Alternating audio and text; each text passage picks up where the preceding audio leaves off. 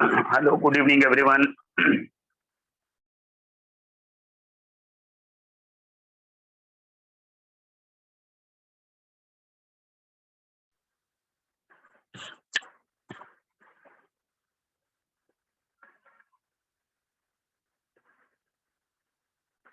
Hello, everyone.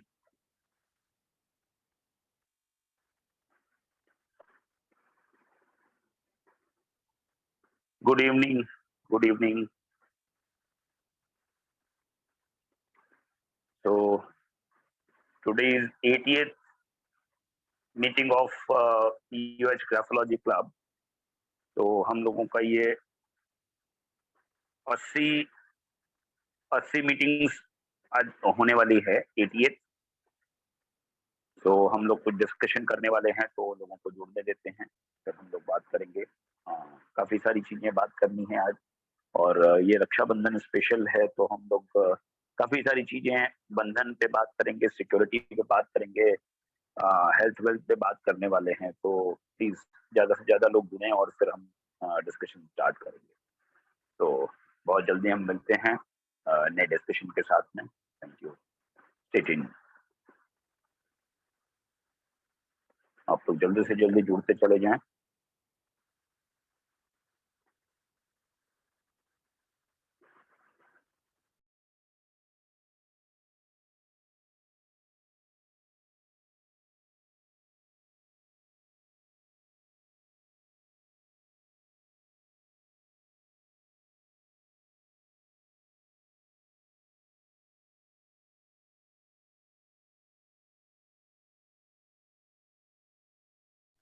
Hello Pratibha. Pratibha, can you hear me? Am I audible? आवाज आ रही है मेरी? अच्छा, प्रतिभा लाइन पे नहीं है अभी।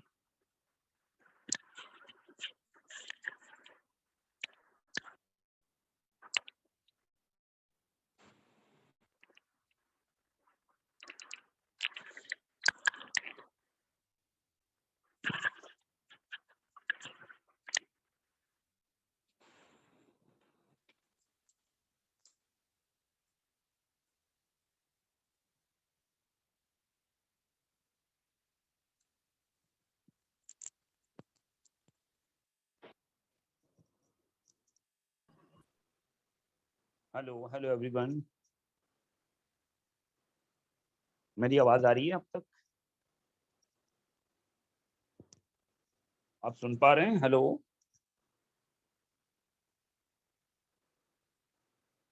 Hello everyone.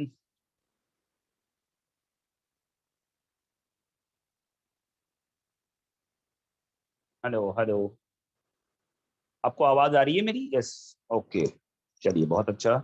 Galaxy, introduce yourself, आप कहाँ से हैं और बारे में बताएं।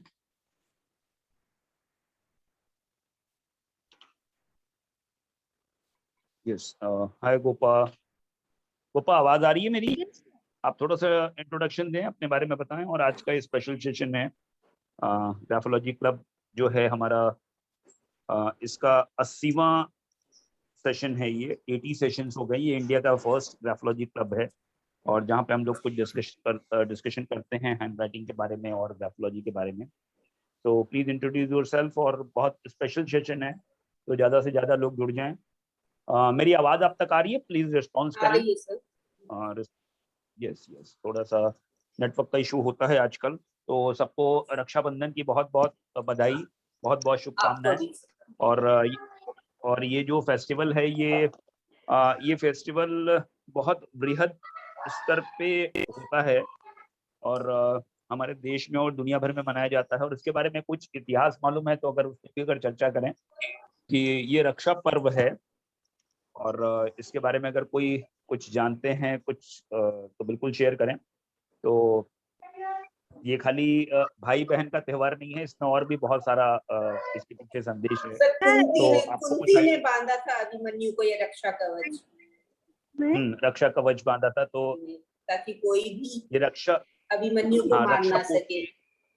हाँ, रक्षा पोटली या रक्षा कवच जो है, तो इसके पीछे अवधारणा क्या है, इस पे भी हम बात करेंगे।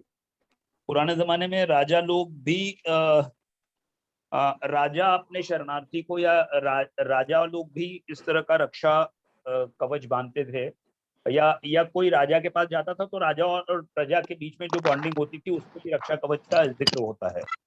तो क्या इसके पीछे कॉन्सेप्ट है? सो इस पे भी हम लोग आज बात करेंगे कि रक्षाबंधन जो है ये रक्षा, सुरक्षा, सिक्योरिटी क्या है। और कोई इतिहास कोई शेयर करना चाहें? राजकिशोर जी हैं। राजकिशोर जी नमस्कार, बहुत बहुत प्रणाम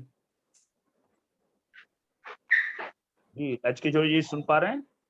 यस सर सुनाई दे रहा है। यस यस मैं थोड़ा बाहर हूँ, मेट्रो में हूँ। Okay okay no problem no problem. चलिए बहुत अच्छा है। और आप लोग जो लोग नए हैं यहाँ फर्स्ट टाइम हैं, सो ये जो हमारी मीटिंग है ये हमारा इंडिया का फर्स्ट ग्राफोलॉजी क्लब है, जहाँ पे हम लोग काफी सारे मेंबर्स के साथ में डिस्कशन करते हैं। और ये 80वां मीटिंग है। 80 मीटिंग्स मतलब हर महीने एक मीटिंग होती है।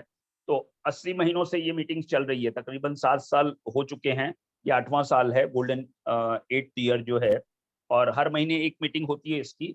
और उस मीटिंग में हम कुछ डिस्कशन करते हैं हैंडराइटिंग के बारे में, और हैंडराइटिंग से लेके आप लोगों तक कैसे जुड़ सकते हैं या लोगों तक कैसे प्रचार प्रसार कर सकते हैं।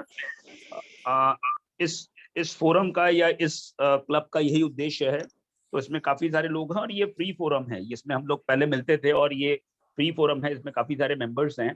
सो आपके जो भी विचार हैं, आपके जो भी इंटरेक्शंस हैं कि आप लोगों तक राइटिंग, हस्ताक्षर की जो महत्ता है, उसके जो इम्पोर्टेंस है, वो ज्यादा से ज्यादा लोगों तक कैसे स्प्रेड कर सकते हैं, तो यही उद्देश्य इस ग्राफोलॉजी क्लब का है। और ये इंडिया का पहला क्लब था जहाँ पे लोगों को हम जोड़ने की कोशिश कर रहे थे, और काफी सारे मेंबर्स हैं।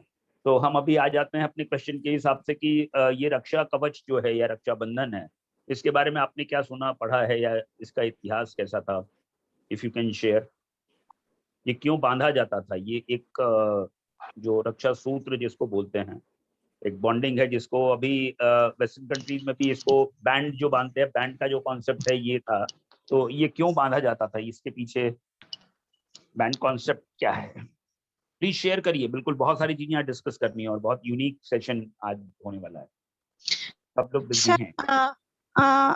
इसके रक्षाबंधन के लिए बहुत रिलीजियस स्पिरिचुअल स्टोरी तो है, लेकिन जो मेन है मेरे ख्याल से 1905 में रविंद्रनाथ टैगोर ने किया, जब बंगाल डिवाइडेड हो रही थी, जब हिंदू मुस्लिम की बहुत ज्यादा दंगा चल रहा था, तब उन्होंने ये रक्षाबंधन चालू किया था वापस इक्वली सबको, ना तो भाई बहन के बीच, और ऐसा नहीं से बहन भाई को राखी बांधेंगे, एक हमारे बीच one identity, that is we are human. ना हिंदू ना मुस्लिम ना क्रिश्चियन, ऐसा कुछ रिलीजियस डिवाइडेशन नहीं है। ऐसे रुकने के लिए रविंद्रनाथ टैगोर ने 1905 में रक्षाबंधन को चालू किया था। वेरी ट्रू, बहुत बढ़िया। और ऐसे बहुत सारे उदाहरण हैं जहाँ पे कमिटमेंट, आप किसी चीज के लिए कमिटमेंट करते हैं, किसी को कोई वचन देते हैं, तो वचन देने के लिए ये जो सूत्र बांधने का जो है प्रयास, तो काफी जैसा बताया है रविन्द्रनाथ टैगोर ने भी ये किया था। और बहुत सारे इतिहास में बहुत दर्जनों आपको इसके एविडेंसेस मिलेंगे कि आप लड़ाई पे जाने के टाइम पे भी ऐसा रक्षा कवच बांधा जाता है। पुराने जमाने में बांधे जाते थे, या जो भी शेल्टर में होते थे, जो भी अगर सबऑर्डिनेट्स को इस तरह का एक कमिटमेंट देना होता था, राजा देता था या जो भी उनके सीनियर्स होते थे कि हम आपकी रक्षा करने के लिए we are ready for your protection basically. So ये जो प्रोटेक्शन के लिए और ये रक्षा सूत्र जो बांधते थे, ये बॉन्डिंग होती थी, एक कमिटमेंट होता था। तो ये कमिटमेंट के लिए जो ये बैंड है, ये बैंड है वो कमिटमेंट की निशानी है। ठीक है, आप उसको कमिट करते हैं, आप उनको वचन देते हैं अब रक्षा करने के लिए। इसमें जैसे भाई बहन का जो भी है इसमें, और भी बहुत सारे उदाहरण इसमें मिलते हैं। तो ये बेसिकली कमिटमेंट है। जैसे फ्रेंडशिप बैंड भी अगर है तो वो आप कमिटमेंट है, फ्रेंडशिप के लिए कमिटमेंट है। तो बेसिकली दिस इज कमिटमेंट का ये उदाहरण है। और कोई बैंड इस तरीके का आपको ध्यान हो जहाँ पे बैंड का हो? बिल्कुल, राजकुमार जी सिन्हा जी ने लिखा है, राजकिशोर सिन्हा जी ने, राजा बली का उदाहरण है। बिल्कुल बिल्कुल, बहुत बढ़िया। राजा बली ने भी इसको उन्होंने चैट बॉक्स में लिखा, बहुत बहुत धन्यवाद।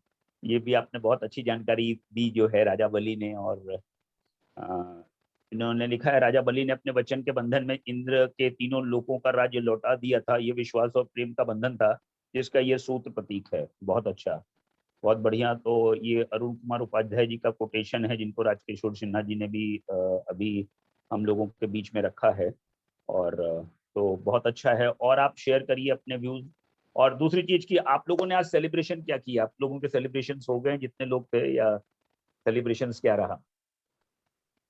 तो एक बड़ा मैसेज भी ये है कि जो ये सुरक्षा बंधन जो है, आज का रक्षाबंधन, तो आप राखी के साथ में मास्क जरूर लगाएं, मास्क से नाता न तोड़ें। तो ये भी एक बंधन जो है अभी इस कोरोना काल में, या जो नई अवधारणा है, तो डेफिनेटली ये भी एक सुरक्षा का, मास्क से भी आप नाता न तोड़ें। तो आप जिसको भी आप राखी बांध रहे हैं या राखी आप बंधवा रहे हैं, डेफिनेटली दोनों पार्टीज को आप मास्क पहनने का संदेश जरूर दें कि मास्क जरूर पहनना है। और सारे सेलिब्रेशन, सारे फेस्टिवल्स के साथ में तो मास्क का भी जो बंधन है वो भी आपकी इम्यूनिटी को बढ़ाएगा और आपके लाइफ के लिए अच्छा है। तो एक ये सोशल कॉज के लिए ये मास्क भी ज़रूरी है। तो राखी के साथ में आप मास्क भी ज़रूर पहनें, और ज़्यादा से ज़्यादा लोगों को इसका अवेयरनेस दें कि मास्क अभी उतारना नहीं है। कोरोना काल चल रहा है अभी, वो चीज़ें अभी सेटल नहीं हुई है। तो that is part of our life basically. चलिए, तो हम लोग आज आ जाते हैं। आज का जो टॉपिक हमने रखा है, क्योंकि फेस्टिवल डे है आज का, और ये संडे को भी रक्षाबंधन स्पेशल हमने रखा, तो कुछ ऐसी चीजें रखें जो इस टॉपिक से, इस फेस्टिवल से रिलेटेड हो। तो बेसिकली धन, धान, धन्य और बंधन, ये मैंने 4 चीजें ली हैं। तो अगर हम धन की बात करते हैं, अगर हम धान की बात करते हैं, और अगर हम धन्य मतलब धन्यवाद, जैसे किसी को रिस्पेक्ट देते हैं, रिगार्ड देते हैं, और बंधन, बंधन मतलब बॉन्डिंग जो है, तो बंधन जो है वो जुड़ाव है, बंधन मतलब कॉम्प्लिकेशंस नहीं है। तो ये जो 4 कॉन्सेप्ट्स हैं, ये आपके लाइफ में आपके मेंटल वेलनेस को या आपके ओवरऑल ग्रोथ को कैसे इफेक्ट करते हैं, तो इस पर हम लोग चर्चा करेंगे।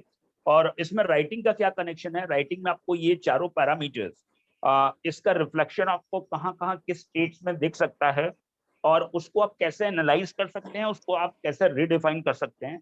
तो इस पे हम लोग आज थोड़ी सी चर्चा करेंगे। तो ये इंटरेक्टिव सेशन है, और डेफिनेटली आपके जो भी व्यूज हों, सो जब आप शेयर करें तो उसके बारे में भी बात बताएं।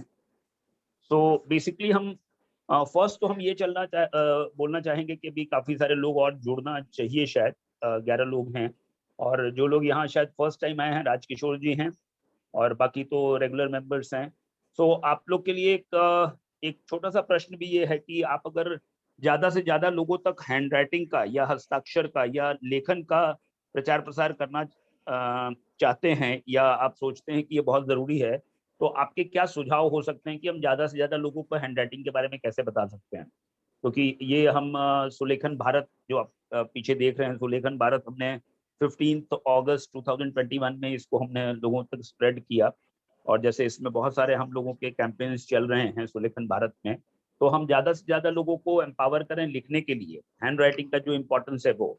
तो आपको क्या लगता है कि हम ज़्यादा से ज़्यादा लोगों को कैसे बता सकते हैं? आपकी कुछ 1 लाइन 2 लाइन कमेंट्स अगर हो तो बहुत अच्छा है। तो प्लीज शेयर करिए कि हम ज़्यादा से ज़्यादा लोगों को कैसे प्रेरित कर सकते हैं जहाँ पे लोगों की लिखने की पद्धति बंद हो चुकी है।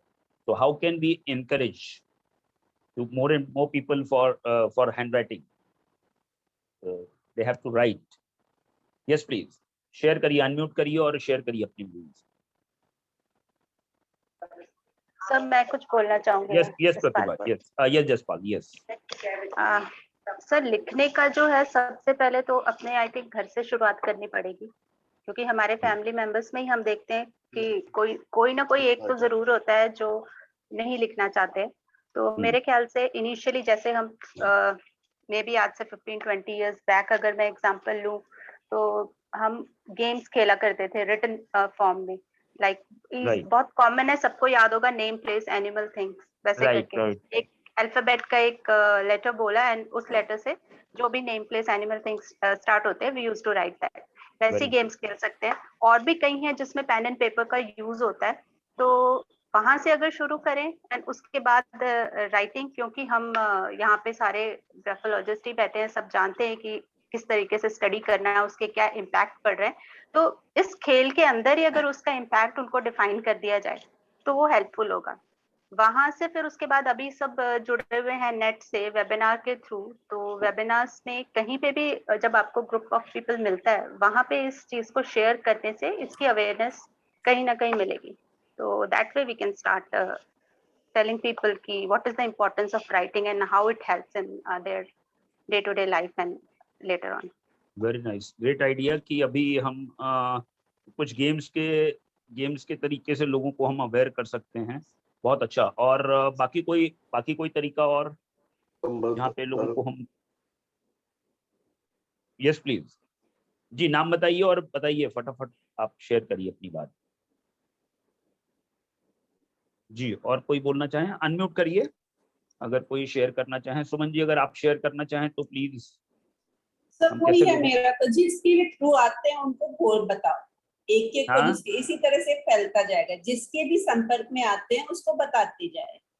हम बड़े बड़े प्लेटफॉर्म्स का इंतजार करते ही रह जाएंगे, इससे अच्छा 1 to 1 जो मिला जो भी मिला उसको हम बताते चलें, जहाँ पे भी आप जब भी इंटरेक्ट आप कर मिले सकते हैं। किसी से थोड़ी देर उनके बच्चों के बारे में बात कर ली, अगर पेरेंट्स है तो उनको बताया जाए कि राइटिंग का क्या इम्पोर्टेंस है। बहुत बढ़िया, बहुत अच्छा कि पहुंचेगा, उनसे उनके फ्रेंड तक 1 to 1 हम इंटरेक्ट करें। हम बहुत बड़े ग्रुप का इंतजार नहीं करें। जो भी लोग मिलते हैं हम उनको बात करते चलें, उनके साथ में हम इंटरेक्शन करते चलें कि इम्पोर्टेंस क्या है।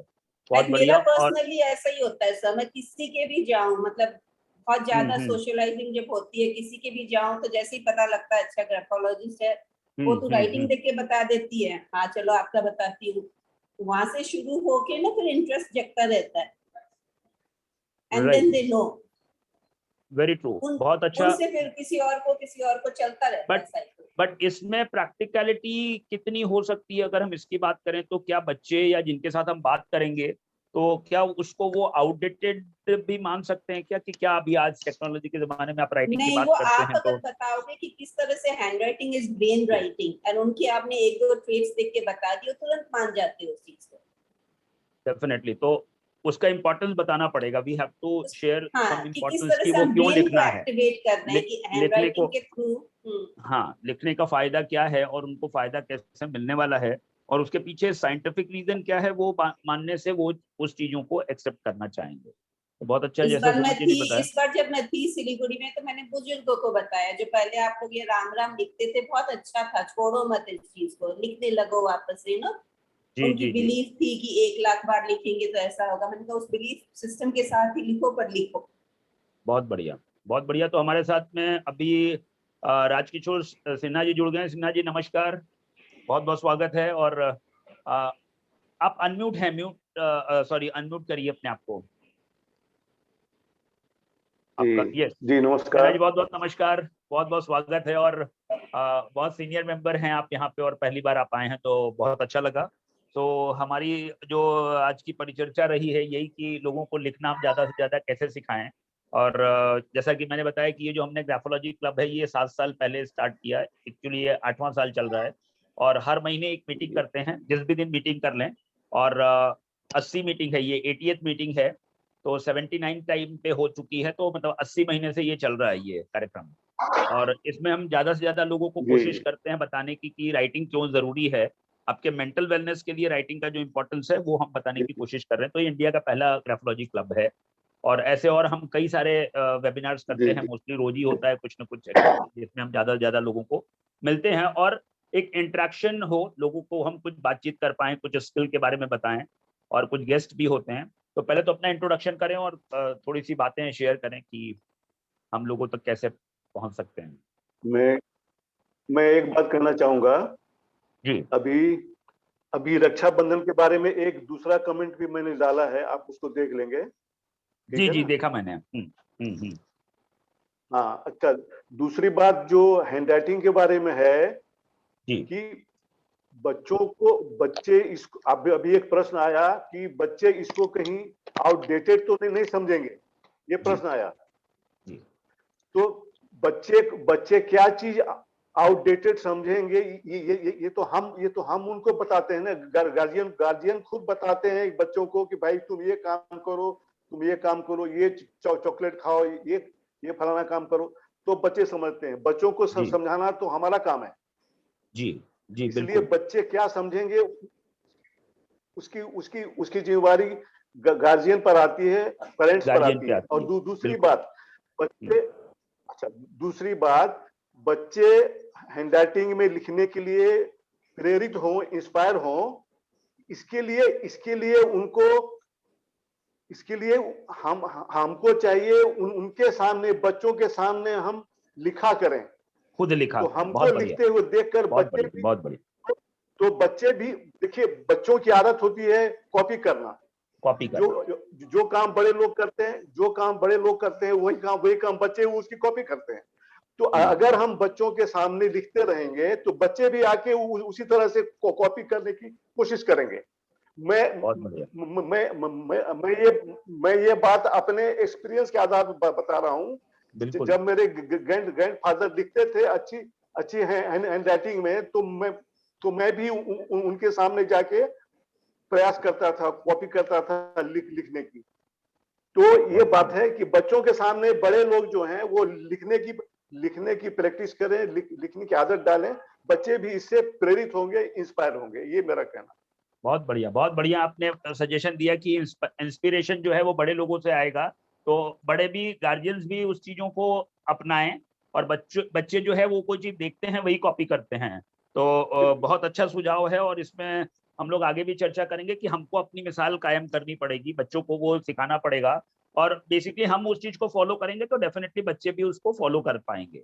तो बहुत बढ़िया है, बहुत बढ़िया सुझाव है सिन्हा जी, और हम आपसे और भी चर्चा करें। सिन्हा जी, थोड़ा सा इंट्रोडक्शन हम चाहेंगे, बिकॉज काफी लोग हैं, बच्चे लोग हैं यहाँ पे, हमारे स्टूडेंट्स भी हैं, तो आपके बारे में अगर पता लगेगा तो वो समझ पाएंगे कि हम आपसे क्या कुछ ज्ञान अर्जन कर सकते हैं, आपसे हम जैसी चर्चा होगी। मेरा संक्षिप्त परिचय यह है कि मैं एक ट्रांसलेटर हूं और एक एडवोकेट हूं।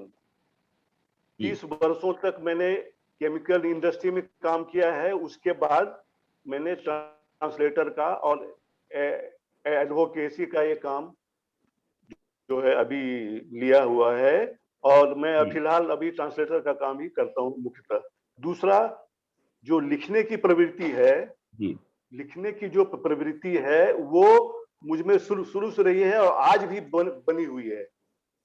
तो और मैं क्या करता हूँ, मेरे घर में बच्चे हैं, तो मैं अपनी हैंडराइटिंग में लिख के दीवारों पर फ्रेम में डाल के उसको रखता हूँ। मैं फिल्म स्टार्स के फोटो है, शाहरुख खान के फोटो मैंने रखने देता। मैं अपनी हैंडराइटिंग में, अच्छी हैंडराइटिंग में स्केच पेन से लिख के उसको फ्रेम में डाल के रखता हूँ। बच्चे उसको देख के कॉपी करते हैं। बहुत बढ़िया। तो हम बिल्कुल एक दिन कलेक्शन भी आपका देखेंगे, और हम आपको आपसे समझना चाहेंगे कि आपने इस जमाने में भी आपने फ्रेम करके राइटिंग को प्रिजर्व किया है, अपने घर में रखा है, और आप उसकी जो है उसको डिस्प्ले कर रहे हैं, तो बहुत अच्छी बात है। नहीं तो कई बार हम लोगों को ये चीजें सुननी पड़ती है, हमको आए दिन सुननी पड़ती है कि आप क्या ये पुरानी चीजों को आप प्रमोट कर रहे हैं, मतलब राइटिंग इज आउटडेटेड बेसिकली। तो in this digital age we are so fast कि हम राइटिंग की क्यों बात करें। तो बहुत अच्छा लगा कि सिन्हा जी आपका जो है अभी भी राइटिंग को आप न केवल लिख रहे हैं, बल्कि आप उसको फ्रेम करके प्रिजर्व भी कर रहे हैं, दिखा रहे हैं, डिस्प्ले कर रहे हैं, जिससे कि आगे आने वाले लोगों को ये मालूम पड़े कि राइटिंग भी एक विधा है, एक ये नेचुरल प्रोसेस है जिसमें हम लिख के अपने इमोशंस को एक्सप्रेस करते हैं। ओके, तो ये बहुत अच्छा साधन है कि जिसमें हम अपने विचारों को एक्सप्रेस करते हैं, है ना। तो वो एक्सप्रेशन जो है वो आपकी राइटिंग में होता है, वो आपके डिजिटल टाइपिंग या डिजिटल जो भी आप माध्यम से लिखते हैं वो राइटिंग में वो चीजें नहीं आती है, बिकॉज नेचुरल प्रोसेस है ये हैंड राइटिंग। तो बहुत अच्छा लगा सिन्हा जी से हम जुड़े और बातचीत करें, और ये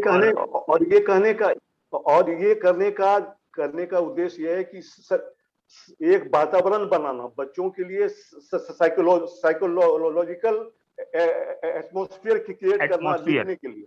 जी, बहुत अच्छा है कि इसमें हम लोग एनवायरनमेंट क्रिएट भी करें, और एक इस तरीके का कैंपेन भी शुरू करें। कैंपेन का मतलब है कि हम वो बच्चे हर तरीके से देखें, हर चीजों को समझें, तो उसमें राइटिंग का ज्यादा से ज्यादा प्रयोग हो, ज्यादा से ज्यादा उनको इंस्पिरेशन मिले ताकि वो लिखने के लिए प्रेरित हो सके। तो बहुत अच्छा, बहुत अच्छे सुझाव थे सिन्हा जी के। तो हम आज के क्वेश्चन पे आ जाते हैं, जो आज का जो बेसिकली हमारा टॉपिक है। Yes Gopal please. सर मैं क्या शेयर कर सकती हूँ? हाँ, जैसे राजकिशोर जी, सुमन मैम जो भी बोले, all are very good. Sir मेरा थिंकिंग क्या चल रही है, जो बच्चा है वो ऑब्वियसली स्टूडेंट्स है, तो वो स्कूल के लिए उनको तो पढ़ना पड़ता है, साथ में लिखना भी पड़ता है, तो उनको हेल्पफुल हो जाती है। और मैं जैसे देख रही हूँ अभी लॉकडाउन है, स्कूल क्लोज है, और स्कूल से इसीलिए ज्यादा से होमवर्क देते हैं, जो बच्चे तो पढ़ नहीं करेगा, बच्चे लिखेगा। दैट्स वेरी गुड, मुझे बहुत अच्छा लगता है। लेकिन मेरा थिंकिंग चल रहा है, जैसे जिनको लिखने के लिए नहीं होते, लिखना जरूरत नहीं पड़ता, मोस्टली जो अबव 60 एज उनके पास ये मैसेज कैसे, तो उनको लिखना कितना जरूरत है, क्योंकि बहुत सारे सराउंडिंग ऐसा सिचुएशन आ जाता है, उनको स्ट्रेस हो जाता है। उनको लाइफ बहुत स्ट्रेस आता है। अगर वो थोड़ा टाइम दिन में 1 टाइम भी लिखे और उसके लिए वो 30 मिनट्स भी टाइम दे, तो वो स्ट्रेसफुल लाइफ से वो 30 मिनट्स वो एंजॉय करेंगे, वो 30 मिनट्स वो अच्छे काम के लिए एंजॉय, तो उनके माइंड चेंज हो जाते हैं। दैट उनकी हेल्थ के लिए बहुत अच्छा हो सकता है शायद। और मैंने ये एक्सपीरियंस एक बार मैं अप्लाई की थी, आई एम सक्सेस देयर। लेकिन उनको ना ऐसा क्या होता है, हमें अच्छा नहीं लगता है, टाइम नहीं मिलता है, ऐसे करके वो लिखते नहीं, तो उनके पास ये जो थॉट कैसे हम आगे लेके जा सकते हैं। ओके, बहुत अच्छा प्रयास कि हम सीनियर सिटीजन्स को भी हेल्प कर सकते हैं उनके मेंटल हेल्थ के लिए, ओवरऑल हेल्थ के लिए, जहाँ पे उनको रिलीज नहीं मिलता है, जहाँ पे वो अपने आप को बहुत ज्यादा अकेला फील करते हैं। तो राइटिंग एक बहुत बड़ा गेम चेंजर हो सकता है उनकी लाइफ में, ताकि वो लिख के अपने इमोशंस को रिलीज कर सकते हैं। तो हम बात करेंगे गोपा डेफिनेटली, और इसमें हम इस तरीके का कुछ कैंपेन करेंगे जिसमें कि उनको इंटरेस्ट भी हो, कुछ इस तरीके का इंटरेस्ट हो कि जो सीनियर सिटीजन्स होते हैं वो एज फैक्टर में अगर वो बहुत एक्टिव नहीं है, तो उनको राइटिंग से एक तो उनको फायदा मिले और उनको कोई इंस्पिरेशन भी हो। उनको शायद अगर कुछ इसमें हम लोग इसकी चर्चा करेंगे कभी प्रॉपर सेशन में, और डेफिनेटली हम प्लान भी कर रहे हैं कि सीनियर सिटीजन्स को इस तरीके की हम एक सपोर्ट सिस्टम एक प्रोवाइड करें, जिससे उनको शायद कुछ अर्निंग भी हो सके या कुछ उनका टाइम भी इसमें इन्वॉल्व हो। क्योंकि कई बार क्या होता है कि वो करते करते शायद बोर भी हो जाएंगे कि क्या हम वही राइटिंग बार बार लिखे हैं। तो हम इस तरीके की कुछ चीजें इसमें करें, चाहे कुछ गिफ्ट हो इसमें, चाहे कुछ इस तरीके का इंसेंटिव हो कि जिसमें उनको लिखने के लिए कुछ प्राइज भी मिले, इसमें इनको कुछ मोटिवेशन भी मिले। अब ये मोटिवेशन उनको या तो मॉनेटरी हो सकता है या और भी किसी दूसरे रूप में भी हो सकता है, जिससे कि उनको इंस्पिरेशन मिले।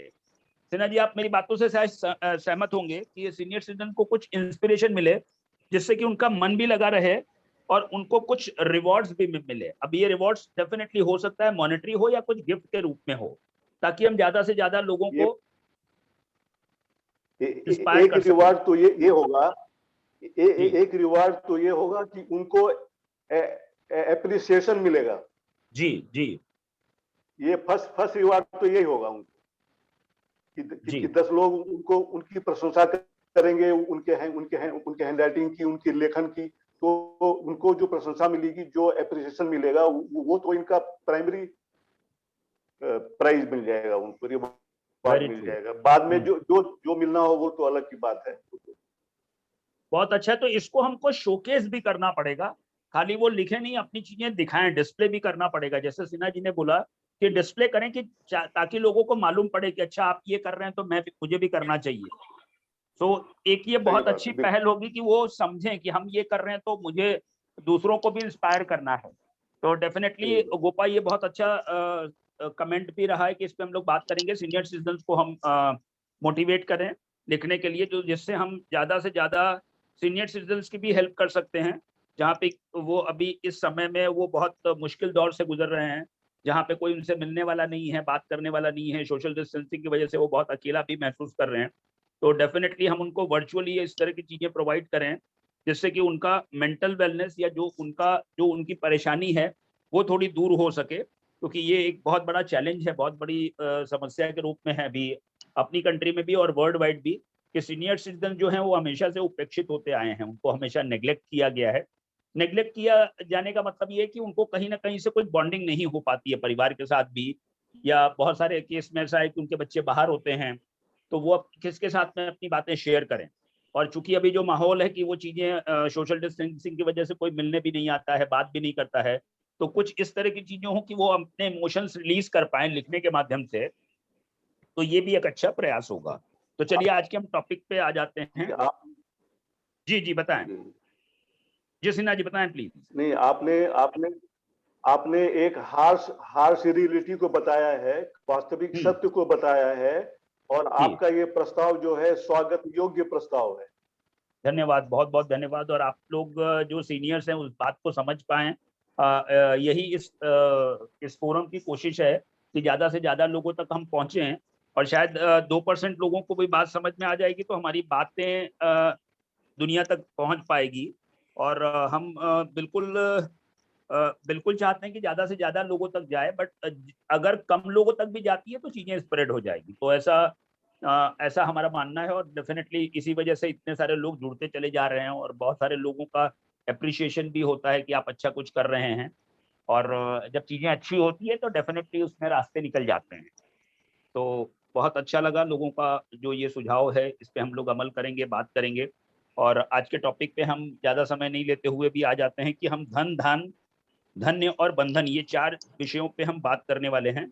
तो शुरुआत हम करने वाले हैं धन की। अगर हम बात करें, धन का मतलब है, हम यहाँ पे वेल्थ की बात कर रहे हैं, क्योंकि ये सिमिलर वर्ड है, धन, धान और धन्य। तो इसमें जब हम सिमिलैरिटी की बात करें तो धन का मतलब है कि हम वेल्थ की बात करते हैं, हम प्रॉस्पेरिटी की बात करते हैं, हम मनी की बात करते हैं। तो बेसिकली धन जो है ये आपके लिए एक मोटिवेशनल फैक्टर होता है कि जब हम वेल्थ की बात करते हैं तो हर किसी को वेल्थ चाहिए, हर कोई वेल्थ से अट्रैक्ट हो पाता है। तो बेसिकली अगर हम धन की बात करें और राइटिंग के साथ में अगर हम बात करें, राइटिंग में अगर हम आपके वेल्थ को अगर डिफाइन करने की कोशिश करें तो वेल्थ आपको राइटिंग में कहाँ दिखेगा? तो वेल्थ बेसिकली फादर इन्फ्लुएंस जो है, फादर इन्फ्लुएंस जैसे कि ग्राफोलॉजिस्ट हैं या बाकी जो भी लोग हैं, आपका जो डिसिप्लिन है, जो भी लाइफ का डिसिप्लिन है, ये फाइनेंस को रिटेन करता है। फाइनेंस का रिटेंशन जो है, मतलब फाइनेंस को स्टेबलाइज करने में फादर फिगर का बड़ा रोल है।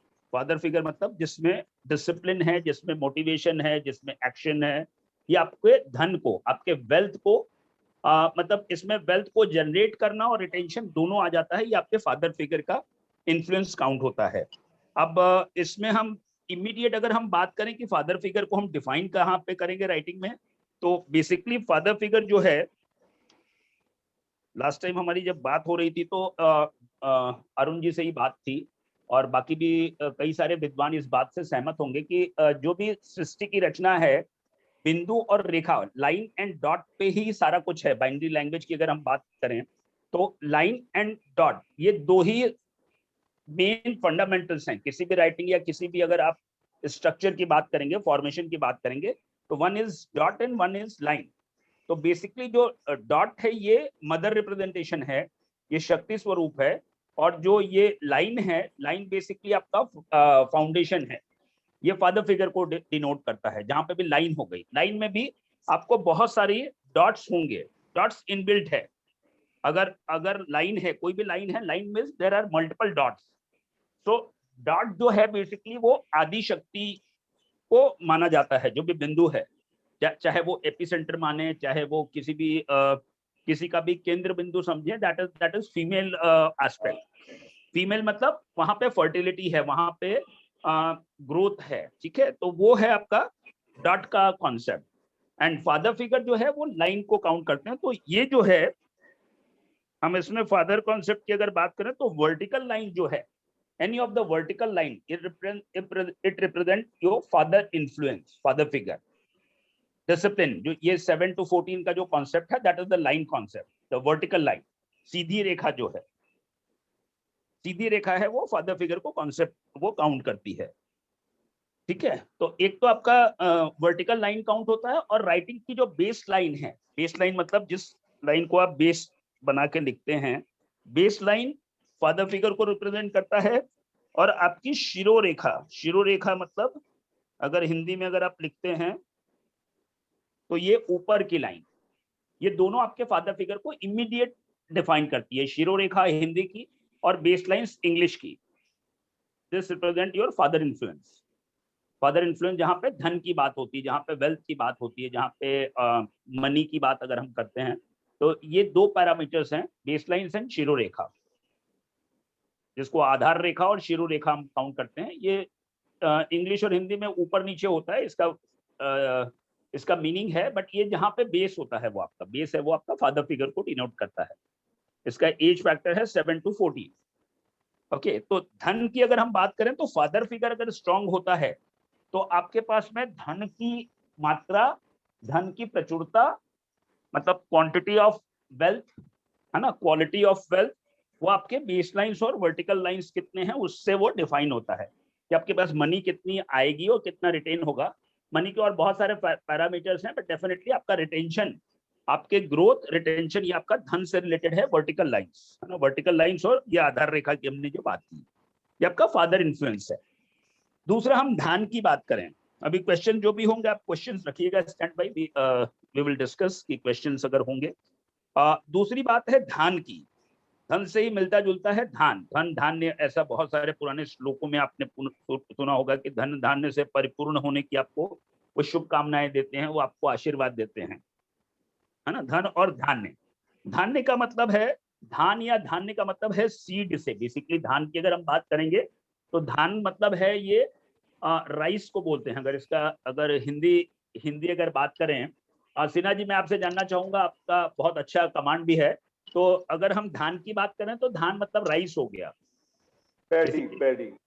हाँ, धान मतलब पैडी हो गया ना, पैडी, हाँ, हाँ, तो धान मतलब है वो राइस का जो प्राइमरी जो पार्ट है वो धान है, ठीक है। और ग्रोथ के लिए भी धान को बहुत उपयुक्त माना गया है। कभी भी जब आप धान की पूजा करते हैं तो ये जो सीड है, बेसिकली इसमें जो उर्वरा शक्ति है, जो फर्टिलिटी है, वो आपका धान से रिलेटेड है। ओके, तो ये आपका मदर इन्फ्लुएंस डिफाइन करता है। मदर मतलब जो शक्ति को बात करते हैं, या जो आपका फेमिनाइन, जिसमें एनर्जी की अगर बात करें तो फेमिनिज्म को हम बात करते हैं, वो आपका धान है, ठीक है। और जैसा कि आज संडे है, संडे की अगर हम बात करें तो सन एस्पेक्ट जो है वो आपका फादर फिगर है, और मून एस्पेक्ट है वो आपका धान है, मून मतलब मदर फिगर है बेसिकली, ठीक है। इमोशंस जो है, इमोशंस है वो आपका मून फैक्टर है, ठीक है। तो मून फैक्टर जो है वो आपका मदर इन्फ्लुएंस है। सो मदर वो है धान, मतलब धान मतलब है फर्टिलिटी में, अनाज जो है वो आपकी ग्रोथ को डिफाइन करता है, वो भी आपके प्रॉस्पेरिटी को डिफाइन करता है, तो वो आपका मदर कॉन्सेप्ट है। इसको अगर हम राइटिंग में डिफाइन करें तो राइटिंग में बेसिकली जो भी कर्व्स होते हैं राइटिंग में, कर्वी राइटिंग में आपके जो कर्व्स हैं, जो कि आपकी राइटिंग में अगर जो सॉफ्टनेस है राइटिंग में फ्लेक्सिबिलिटी जो है, ये आपका मदर कॉन्सेप्ट को डिफाइन करता है, सॉफ्टनेस, कर्वी राइटिंग। और जनरली आप जो आप पीपीआई, जो कैपिटल आई की ऊपर का पोर्शन आप डिफाइन करते हैं, वो आपका मदर इन्फ्लुएंस डिफाइन करते हैं। जैसे कि ग्राफोलॉजिस्ट होंगे तो वो समझ पाएंगे, the upper cross bar of PPI capital I, it denotes mother influence. तो उसी तरीके से टी का जो क्रॉस बार है वो भी मदर इन्फ्लुएंस डिफाइन करता है, ये भी आप लिख लें, T cross bar reflect mother influence. और ये क्यों होता है ये हम आपको शेयर करेंगे अभी आपको, कि टी का क्रॉस बार जो है ये आधार रेखा का छोटा रूप है, it's the 1 unit of your baseline. जब आप बेसलाइंस की छोटी बात करते, मतलब उसका छोटा स्वरूप आप देखते हैं, तो वो आपका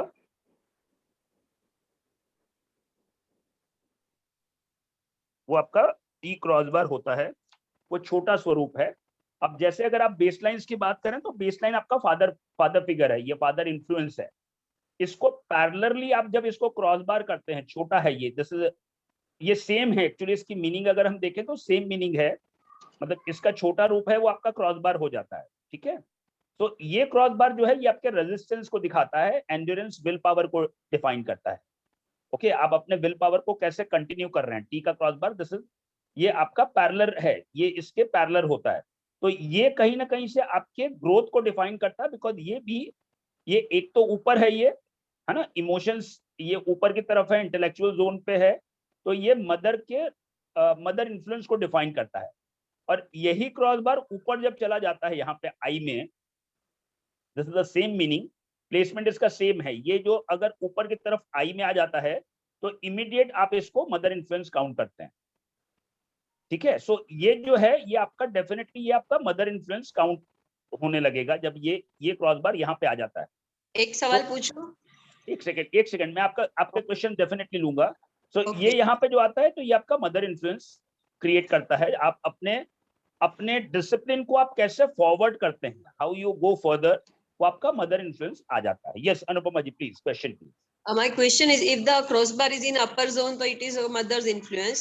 If the lower crossbar, say so, if the lower crossbar in T, it is placed at a lower height, then will it be same नहीं, क्रॉसबार जब होगा ना, जब भी ये क्रॉसबार हो गया वो आपका मदर इन्फ्लुएंस ही आ जाएगा, कहीं पे भी हो। If it is placed at lower region of anywhere समझने की कोशिश करिए। ये जब भी ये इसको छोड़ दिया, इसने जमीन को छोड़ दिया ये, तो ये मदर इन्फ्लुएंस आ जाएगा। अब इसमें रीजन समझने की कोशिश करिए। अगर आपका फ्लाइट, आपका एक समझिए, आप एक बस है, जस्ट इमेजिन एक बस है, एक कार है, just imagine for a car. वो कार अगर जमीन पे चल रही है तो वो कार होती है, लेकिन अगर वो कार अगर ऊपर उड़ गई, अगर वो एयर में चली गई, अगर वो एलिवेट कर गई, जमीन को लिफ्ट कर दिया और वो वहीं पे अगर होती है, तो फिर वो कार नहीं रहेगी, फिर वो एरोप्लेन हो जाएगा। उसकी कंडीशनिंग चेंज होगी। द मोमेंट यू लिफ्ट, अगर आपने पेन को लिफ्ट कर दिया इस हॉरिजॉन्टल लाइन से, ठीक है, तो उसकी वैल्यू चेंज हो जाएगी वहां पे। ओके। आपका प्लेन अगर जमीन पे चल रहा है तब तक वो जमीन पे चल रहा है। अगर ये सपोज अगर ये ऊपर चला गया तो ये वायुयान हो जाएगा, ये प्लेन हो जाएगा। और अगर ये पानी में आ जाएगा, देयर आर सर्टेन व्हीकल्स हैं जो कि तीनों जगह पे चलती है, आसमान में भी चल सकती है और पानी पे भी चल सकती है। आपने सुना है, देखा है वीडियोस में, दो तो देखा होगा, जमीन पे चलने वाला और आसमान में चलने वाला, या जमीन में चलने वाला, पानी में चलने वाला, तीनों जगह पे चल सकते हैं। बहुत सारे व्हीकल्स अभी हैं कि वो जमीन में भी चल सकते हैं, पानी पे भी चल सकते हैं, ठीक है। तो ये अगर पानी में चला जाएगा तो फिर वो शिप हो जाएगा। मतलब आपका वेसल सेम रहेगा, उसके सराउंडिंग्स के हिसाब से उसको आप चेंज कर देते हैं, उसको आप अलग उसको मानते हैं, उसकी वैल्यू चेंज हो जाती है, ठीक है। सो इसमें इसका प्लेसमेंट से मतलब डेफिनेटली वो प्लेसमेंट का आपको लाइफ के गोल्स कम ज्यादा होंगे, बट ये जब भी इसको छोड़ देगा, ये बेसलाइन को छोड़ दिया, तो फिर वहां पे वो उसका मदर इन्फ्लुएंस आ जाएगा, बिकॉज वो ग्रोथ को डिफाइन करता है। क्योंकि वहां पे फिर अगेंस्ट ग्रेविटी को यहाँ पे बेसिकली ये सपोर्ट लाइन है, baseline is basically support line. But ये अगर ऊपर अगर क्रॉस बार होता है तो ये इंडिपेंडेंट स्ट्रोक हो जाता है। तो जब इंडिपेंडेंट स्ट्रोक आ जाएगा तो उसमें फिर गति आएगी, वो फिर किसी भी चीज को ओरिजिन कर सकता है, वो मतलब उसकी फर्टिलिटी रेट बढ़ जाती है वहां पे।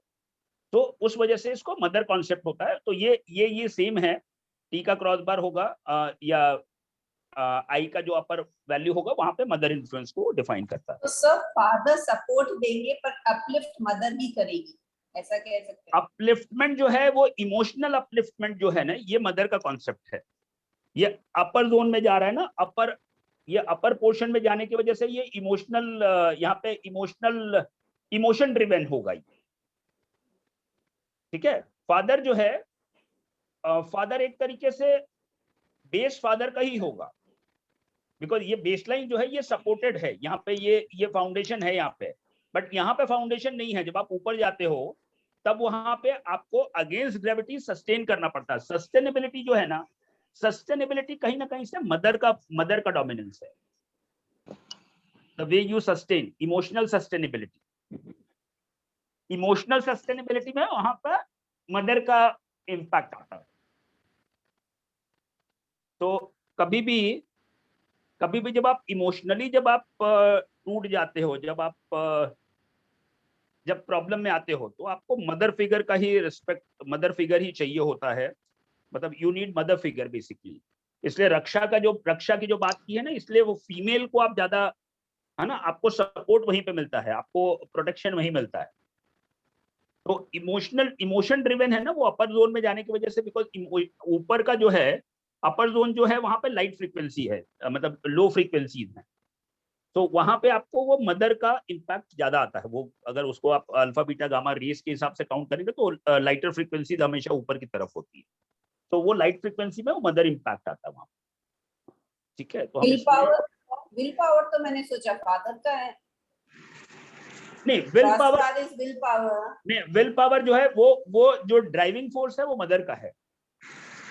विल पावर इच्छा शक्ति जो है ना, इच्छा शक्ति है इसीलिए, है ना, जो विश्वास इच्छा शक्ति जो है, शक्ति में वो डेफिनेटली फेमिनाइन है। इच्छा शक्ति, दृढ़ विश्वास जो है ये वर्टिकल जो होगा ना, वर्टिकल वो फादर का होगा, स्टेबिलिटी वाला। बट जो ग्रोथ जो है, जब भी आपको आगे जाने की चीजें होंगी ना, मोटिवेशन जो है वो फेमिनाइन है। फादर का डिसिप्लिन है, थोड़ा सा बॉर्डर लाइन डिफरेंस है सब में। आपको आगे जो पुशअप जो है ना, पुशअप ये मदर कॉन्सेप्ट है, डिसिप्लिन है, लेके जाना जो है वो फादर कॉन्सेप्ट है।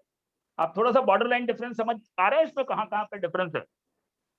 आपको मोटिवेट करना जो है ना, एग्जाम में मोटिवेशन जो है, अगर एग्जाम देने जाना है तो बच्चे को मदर जो है वो पुश करेगी, बट लेके जाएगा फादर। स्कूल में फादर लेके जाएगा, बट जाना है स्कूल में, ये मदर का कॉन्सेप्ट है। मतलब ये इंटीग्रेटेड अप्रोच है। आप समझ पा रहे हैं, इंटीग्रेशन में मदर का इंपैक्ट है कि मदर आपको इंकरेज करेगी, इंकरेजमेंट जो है वो मदर का है, बट एक्शन जो है वो फादर का है। तो this is very integrated approach. इसमें आपको फिर डिफरेंशिएट करना पड़ेगा कि मदर फादर क्या है, बट उसका अप्रोच अलग अलग है। So this is integrated. If my vertical lines are good, it shows growth and retention. Okay, my baseline. Action. If my curves are good, what does it show? Curves are good. वो curves को आपको define करना पड़ेगा, dominance किसका है। Okay, curves अगर ज्यादा होगा ना, curves की अगर हम बात करें तो धान की अगर हम बात करें तो वो आपका growth को define करेगा। What growth? Approach, financial growth, emotional growth, mental growth, आपको आगे बढ़ने की शक्ति जो है वो आपके मदर का है। अब उसमें आपको सपोर्ट सिस्टम मिलता है, वो फादर का एस्पेक्ट है। Either you are supported or not, मतलब हमने आपको अगर समझो यहाँ पे कुछ अच्छी बातें बताई, ठीक है, बट हम आपको सपोर्ट दे रहे हैं या नहीं दे रहे हैं, ये जो हम बात कर रहे हैं ये आपका मदर कॉन्सेप्ट है। But either I am supporting, back of the stage हम आपको सपोर्ट कर रहे हैं, वो आपका फादर इम्पैक्ट है। मैं आपको वो चीजें मुहैया करा रहा हूँ नहीं करा रहा हूँ, ये फादर कॉन्सेप्ट है। हमने आपको मोटिवेट किया, वर्बल मोटिवेशन हो रहा है या वर्चुअल मोटिवेशन हो रहा है, बट हमने आपको सपोर्ट सिस्टम, वो फादर का एस्पेक्ट है। तो ये वाला कर्व्स राइटिंग अगर होगी ना तो आपको मोटिवेशन मिलेगा, है ना, फ्रेंड जिसको आप फ्रेंडली बोलते हैं, मोटिवेशन बोलते हैं, तो आपको मोटिवेशन मिलेगा। But either that motivation is supported और नॉट, ये आपको वर्टिकल लाइन से मालूम पड़ेगा। तो अगर सपोज अगर आपकी राइटिंग इलेजिबल है, जिसमें कि वर्टिकल लाइंस कम हैं, और आपकी राइटिंग फास्ट है और बहुत ज्यादा कर्व्स हैं, तो मनी आएगा बट रिटेंशन नहीं होगा, कभी भी लॉस होने के चांसेस ज्यादा होंगे, या जल्दी से डिक्लाइन जल्दी हो जाएगा। If you have, हाँ, अगर आपकी राइटिंग में कर्व ज्यादा हैं तो आप मनी को आप अट्रैक्ट कर पाएंगे, बट अगर वर्टिकल नहीं होगा तो ग्रोथ नहीं होगा। ये आपको सिंपल सा है कि आपको ग्रोथ के लिए सस्टेनेबिलिटी होना जरूरी है, तो वर्टिकल लाइन, तो वर्टिकल और उसका वो आपको कॉम्बिनेशन देखना पड़ेगा राइटिंग में कि कितना है, ग्रोथ कितनी है और स्टेबिलिटी कितनी है। रेजिस्टेंट पॉइंट जिसको बोलते हैं ना, रेजिस्टेंस, तो रेजिस्टेंस कहाँ पे मिल रहा है, आइदर रेजिस्टेंस है या नहीं है, और रेजिस्टेंस का बहुत ज्यादा इंपॉर्टेंट है, इंपॉर्टेंट मीनिंग है किसी भी फील्ड में, मतलब नॉट ओनली ग्राफोलॉजी, ये ओवरऑल आपकी लाइफ में भी आपको कितनी चीजें मिल रही है और आप कहाँ पे आप उसको रिटेन कर रहे हैं, that is very much important. और ये एक सिन्हा जी, मैं आपको एक बहुत छोटी सी चीज बताने की कोशिश करूंगा, इसके ऊपर काफी सारा रिसर्च डेटा कलेक्शन रहा है, मैं यहाँ पे शेयर जरूर करूंगा क्योंकि ये इंपॉर्टेंट है और आप इसको समझ पाएंगे। क्या कारण है, हम दुनिया भर के नहीं, इंडिया के कॉन्टेक्स्ट में बात कर रहे हैं कि जो छोटे काम करने वाले जो लोग हैं, छोटे काम करने वाले जो स्मॉल वेंचर्स जिनके हैं, एकदम छोटा काम करने वाले, ठीक है, उनके पास में पैसे का फ्लो, रिटेंशन होता है। मतलब इसको हम सादे भाषा में अगर बोले हैं कि छोटा एक कोई काम करने वाला जो बहुत छोटा काम कर रहा है, बहुत स्मॉल बिजनेस है, समझिए वो चाय बनाने वाला है, या रास्ते पे वो कुछ खोमचा लगा के वड़ा पाव बनाता है, या कोई सैंडविच बनाने वाला है, या कोई चना चबेना वाला है, ठीक है, अपने हार्ड वर्किंग से वो अपना घर मकान अपनी फैमिली को सरवाइव करता है। ध्यान से समझिएगा, इसमें बहुत बड़ा मैसेज है, ठीक है। वो जैसे भी होता है, वो 10 साल 20 साल 50 साल में एक घर खड़ा करता है, बच्चों की शादी करता है, बच्चों को पढ़ाता है, हार्ड वर्किंग करता है, खूब सारा मेहनत करता है, ठीक है। बट स्टिल उसके लाइफ टाइम में हो सकता है अपने वो घर बनाता है, एक घर बनाता है, सबका अपनी जिम्मेदारियों को निर्वाह करता है, ठीक है। और उसके बाद में हम कंपेयर करें हाई सैलरी ग्रुप के बाद में, जो कि बड़े लोग हैं जिनकी सैलरी खूब बड़ी है, वो कहीं ना कहीं से अपने लोन्स को चुकाने के लिए जीवन पर्यंत वो बहुत ज्यादा स्ट्रगल करते हैं, ठीक है। शायद हो सकता है उनके पास एक बहुत आलीशान मकान होता है, बट उसको रीपे करते करते भी उनकी पूरी लाइफ चली जाती है। और दोनों में गैप बहुत बड़ा है। एक तो है बहुत छोटा, उसकी अर्निंग बहुत छोटी है, बट उसने रिटेन किया होता है, मतलब वो अगर 10,000 कमाता है तो उसने 1,000 रुपया बचाया होता है 10% का। और जहां पे एक लाख रुपया कमाता है, वो उसमें 95,000 रुपीज उसने खर्चा कर दिया होता है। तो जो सस्टेनेबिलिटी जो होती है रिटेंशन होने की वजह से, वो हमेशा उसको रीपे करने में पूरी लाइफ लग जाती है। और ये छोटा काम करने वाला भी जीवन में शायद 2 मकान बना लेता है अपना। तो ये बहुत बड़ा गैप है ये, कि जितनी भी मनी होती है वो मनी रिटेन नहीं कर पाती है। वो करोड़ों रुपए भी कमा के वो कई बार हो सकता है कि लॉस के स्टेज में आ जाते हैं, चाहे वो बड़ी कंपनी हो, चाहे वो बड़ा कोई बहुत बड़ा अंपायर हो किसी का भी। इसके पीछे एक उद्देश्य है कि रिटेंशन कम हो पाता है, वो 10% भी बचा पाता है छोटा काम करने वाला। बट जहाँ पे बड़ी चीजें होती है, वहां पे शायद उसमें सेविंग्स कम हो पाती है। मेरा ये जो मानना रहा, ये बहुत बड़ा आपके घर के आसपास भी अगर आप देखेंगे, जहां पे भी आप रहते हैं, तो आप उनको देखेंगे उनकी वेल्थ क्रिएशन कितनी है, एंड रिजल्ट्स कितना है, डेफिनेटली वो ज्यादा हैप्पी हैं। अच्छा, ऐसा नहीं बोलना है कि वो काम छोटा है या बड़ा है, ऐसा सवाल नहीं, बट वो अपने को प्रोटेक्ट कर पाते हैं। उनकी सेविंग्स जो होती है, वो सेविंग्स स्ट्रॉन्ग सेविंग्स होती है, उनका रेजिस्टेंस जो होता है वो स्ट्रॉन्ग होता है। बट इसमें बड़े बिजनेस में होता है वॉलेटिलिटी ज्यादा होती है, इसकी वजह से कई बार होता है कि वो चीजें बहुत कुछ करने के बाद भी वो रिटेन नहीं कर पाते हैं। सिन्हा जी, आपका कुछ कमेंट, बिकॉज आपने बहुत सारी चीजें देखी हैं, प्लीज बताइए इसमें कहाँ पे गैप है। यहाँ मुझे थोड़ा सा लगता है, मेरे घर के पास एक जो है रामू कचौरी वाला है। जी मेरे घर के जस्ट पास ही है वो जी। और पिछले 15 साल से मैं देख रहा हूँ, उसने जो छोटी सी दुकान शुरू की थी जी, आज उसके पास 3 दुकानें उसने खरीद ली हैं। जी, और 10 स्टाफ उसने रखा हुआ है। जी। और वो केवल वो जो है कि केवल कचौरी बेचता है, समोसे बेचता है। जी। और सुबह से शाम तक उसकी दुकान में लाइन लगी रहती है, स्कूटर लगा के, कार लगा के रोज खड़े रहते हैं जी। तो उसका क्या है कि 10 स्टाफ को प्रत्येक को 10,000 पे करता है वो, फिर भी उसकी इनकम इतनी हो जाती है, उसको टैक्स पे नहीं करना पड़ता। जी। लेकिन जो मेरे घर के लोग या मेरे आसपास के लोग जो महीने में 50 लाख कमाते हैं, 1 करोड़ भी कमाते हैं, जी। उनका 30,000 रुपया टैक्स कट जाता है। जी। तो जो सैलरी उनको मिलती है उसमें 30% तो वो टैक्स कट जाता है। जी। बाकी में उनका हाउस लोन और लोन जो लोन लिया होता है उन्होंने, वो चलता रहता है। तो एक ये बेसिक फर्क जो कारण है रिटेन नहीं होने का, एक कारण ये है कि जो रामू कचौरी वाला है उसको कोई टैक्स पे नहीं करना पड़ता। और जो सैलरी वाला आदमी है वो टैक्स के अंदर आ जाता है। तो एक कारण रिटेन नहीं होने का एक कारण ये है। और दूसरी बात जो है रिटेन नहीं होने के पीछे एक कारण और है कि हम थोड़ा दिखावे में रहते हैं। हमको दिखाना पड़ता है कि देखिए हमारे पास ये फलाना कार है, फलाना टाइप का एसी है, ओवरहेड एक्सपेंसेस जो होते हैं वो आपको जी ये है। तो जो हम नहीं है, वो हम दिखाना चाहते हैं। मैं बेसिकली दूसरे मुद्दे पे ज्यादा एम्फेसाइज करना था। वो पहला वाला डेफिनेटली है, उसमें भी एक वर्ग ऐसा जो है जो कि टैक्स पेयर है, उसमें भी एक वर्ग ऐसा है रामू कचौरी वाले में कि वो टैक्स पेयर भी है। मतलब हम दूसरी चीजों को जो हम बताने की कोशिश कर रहे हैं यहाँ पे, जो दूसरा जो है कि जो दिखावे की कोशिश है, जो ओवरहेड एक्सपेंसेस हैं, है ना, शो ऑफ की टेंडेंसी। एंड दूसरी चीजें हैं कि आप अपने आप को जो डिटर्मिनेशन है काम के लिए, वो अपना काम पूरी ईमानदारी के साथ करता है, ये बात आपको जरूर मिलेगी। जो छोटे काम करने वाले हैं, मतलब उनका डिवोशन, उनकी लगन, वो हमेशा क्लाइंट के सर्विसेज जो है, क्लाइंट के हमेशा वो टच में होते हैं। क्लाइंट की जो भी मूलभूत सुविधाएं हैं, मतलब वो अपने क्लाइंट्स को जो हमेशा जो क्लाइंट का अप्रोच होता है वो बिल्कुल अच्छा होता है।